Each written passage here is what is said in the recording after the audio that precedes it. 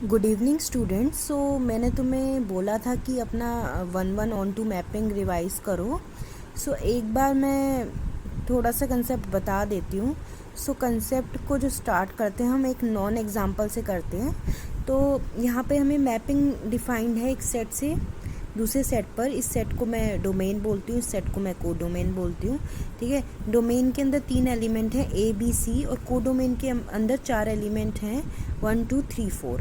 ठीक है, सो अगर मैं मैपिंग को इस तरह से डिफ़ाइन कर दूँ, अब मैप देखो, मैपिंग को डिफ़ाइन करने का मतलब है कि प्रॉपर डिफ़ाइन करना, वेल डिफ़ाइन करना। दैट मीन्स इस तरह से कभी नहीं हो सकता कि F of A is 1 and F of A is 2। ऐसा कभी नहीं हो सकता, क्योंकि एफ ऑफ ए एक वेल डिफाइंड चीज़ होनी चाहिए। या तो वो 1 होगा या 2 होगा। ठीक है, ऐसा नहीं होगा कि वो 1 भी है और 2 भी है, क्योंकि 1 और 2 इक्वल तो नहीं होते हैं। सो एफ ऑफ ए, लेकिन इस तरह का चीज़ हो सकती है कि F of A is 1, F of B is 1, F of C is 2। ठीक है, इस तरह से मैपिंग डिफाइन हो सकती है। लेकिन इस तरह की मैपिंग में क्या कमी रह जाती है? इस तरह की मैपिंग में ये कमी रह जाती है कि 1-1 नहीं रहती। 1-1 ना रहने का क्या मतलब है कि यहाँ पे तुम देख सकते हो कि 2 डिस्टिंक्ट एलिमेंट एक ही एलिमेंट पे मैप हो रहे हैं। सो इस तरह की मैपिंग को हम बोलते हैं नॉट 1-1। ठीक है, दैट मीन्स अगर हमें 1-1 बनाना है मैपिंग को, तो मुझे 2 डिस्टिंक्ट एलिमेंट को दो अलग अलग एलिमेंट पे मैप करना पड़ेगा। ठीक है, 1-1 की डेफिनेशन समझ में आ गई। 1-1 का मतलब है every element has a unique image. अगर ए है तो उसकी इमेज इज़ 1, बी है तो उसकी 2 करी मैंने, सी की 3 करी, 4 यहाँ पर मेरा रह गया। ठीक है, सो अब ये मैपिंग जो मेरी बन गई है 1-1। अब 1-1 समझ में आ गया होगा, I hope.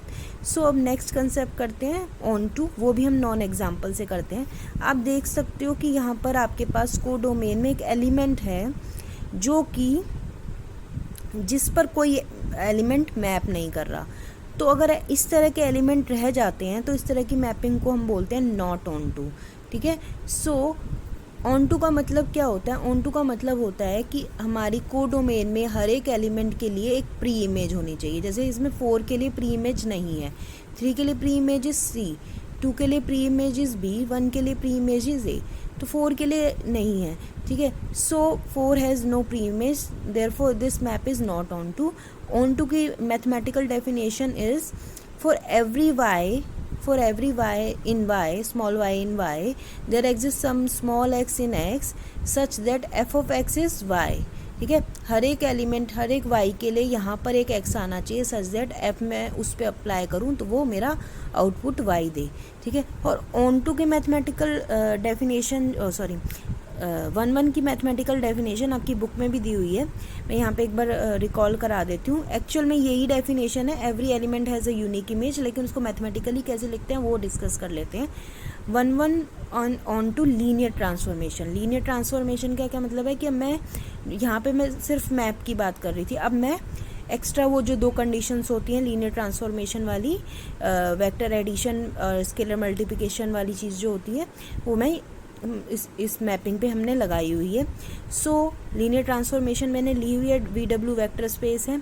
So T is set to be 1-1 if T of v1 equals to T of v2। That means यहाँ पर कोई चीज़, दो चीज़ें इक्वल हैं, दैट इम्प्लाई कि वो v1 और v2 ही भी इक्वल हैं। इसका मतलब यही हुआ कि every element has a unique image. एक तरह से जो इसमें ये वर्डिंग्स है और ये मैथमेटिकल जो मैंने लिखा है, ये दोनों सेम है। ठीक है, अगर इमेज सेम है, यहाँ पर इमेज सेम है, तो उन दोनों एलिमेंट को भी सेम होना पड़ेगा। टी इज़ ऑन टू तो मैंने ऑलरेडी यहाँ पे करा दिया था, वो कैसे लिखते हैं? If W belongs to capital W then there exist some V in capital V such that T V equals to W.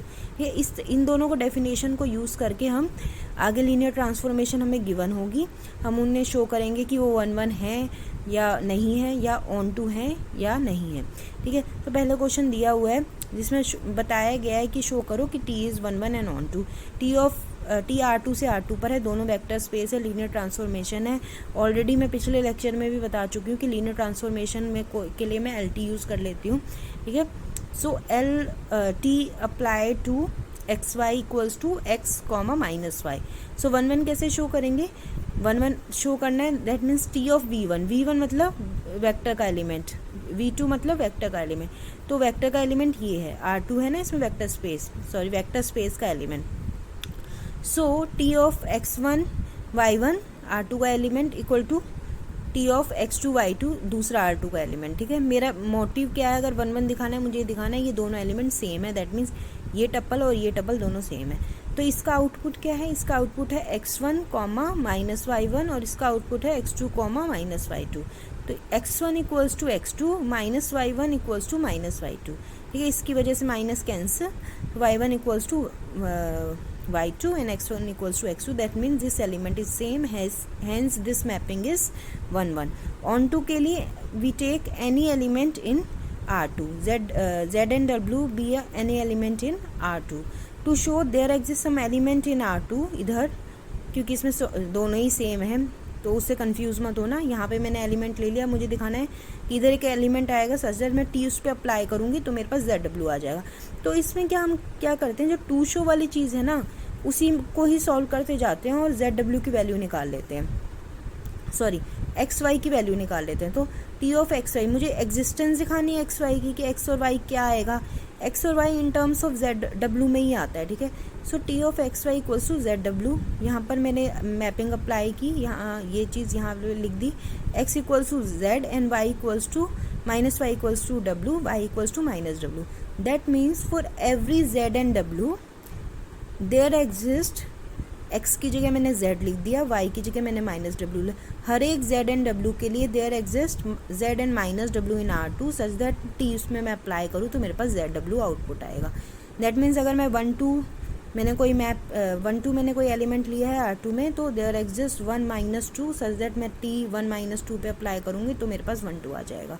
इस तरह से हर एक एलिमेंट के लिए मेरे पास प्री इमेज आ जाएगी, hence this mapping is onto. तो कुछ और एग्जाम्पल नेक्स्ट वीडियो में करते हैं। Thank you.